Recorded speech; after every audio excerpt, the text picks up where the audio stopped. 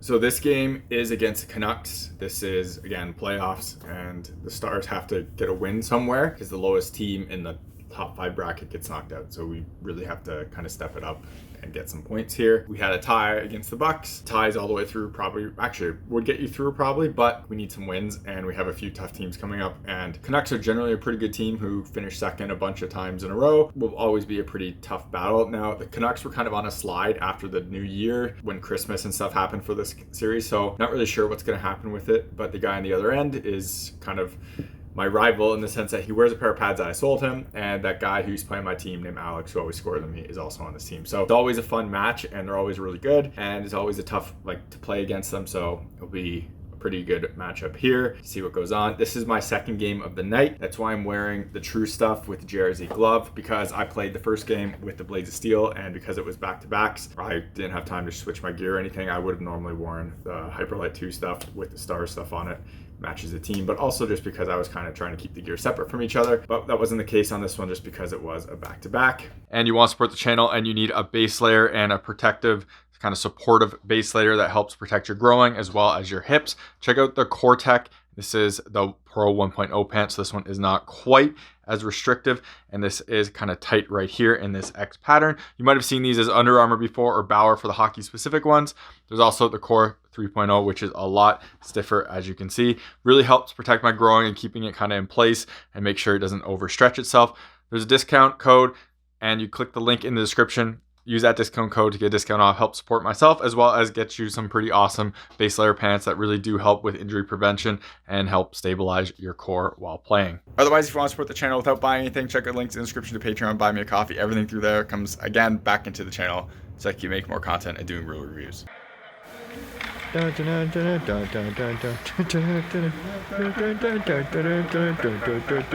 ready for this? Ball, ball, ball.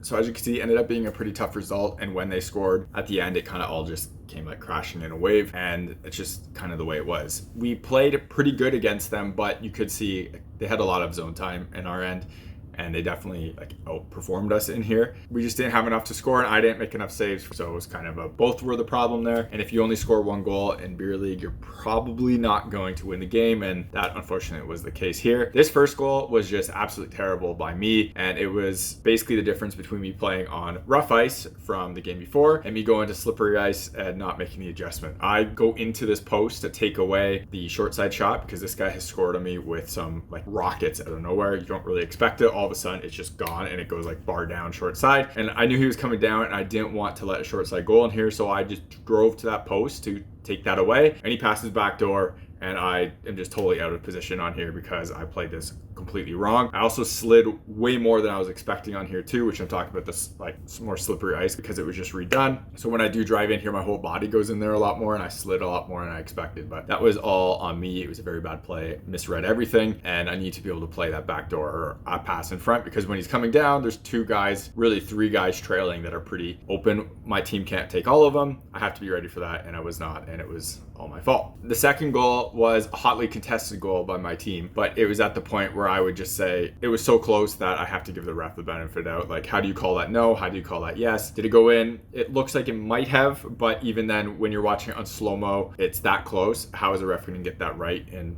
real speed without any like replay? It was a fine call, and it is what it is. It was a play where the guy who originally takes his shot, and I come out and challenge him pretty good, pretty square to him, but he has a good shot. I have to play him. He makes a shot pass that is 100% not an attempt to go in. It's an attempt for a rebound, and that's exactly what happens. I make the save. I can't kick it out far enough. Their player just shoots in the rebound. My defense just can't get it quick enough to stop it from going across the line, and it goes in. The only way I really stop this is if I try to kick out with my leg or I somehow get a stick on it, and not the best outcome here, but really I have to, the fact that I made the save in the first place, I'm not too angry about. Third goal is a play where I take this in RVH, make an okay save on it with not the best rebound. I really wish I blockered this out instead of getting it in. I think it hit me in the shoulder, drops out in front, and their player knocks it out of the air on a backhand while being like semi-tied up. Pretty impressive play by that winger. This is a pretty impressive play by their player there. I need, I guess, rebound control in this, but this is a pretty quick shot that is just on net, and I get big and I get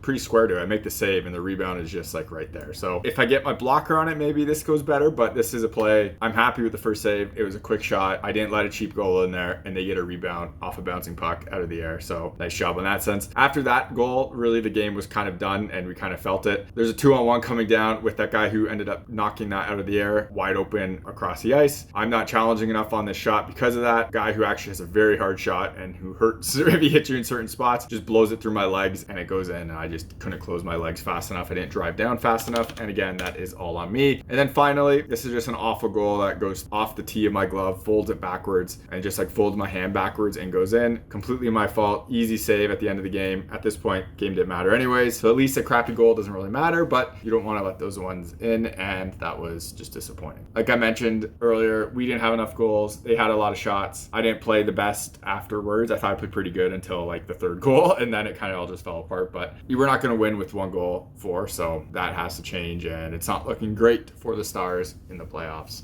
this year. You're watching HockeyReviews.ca.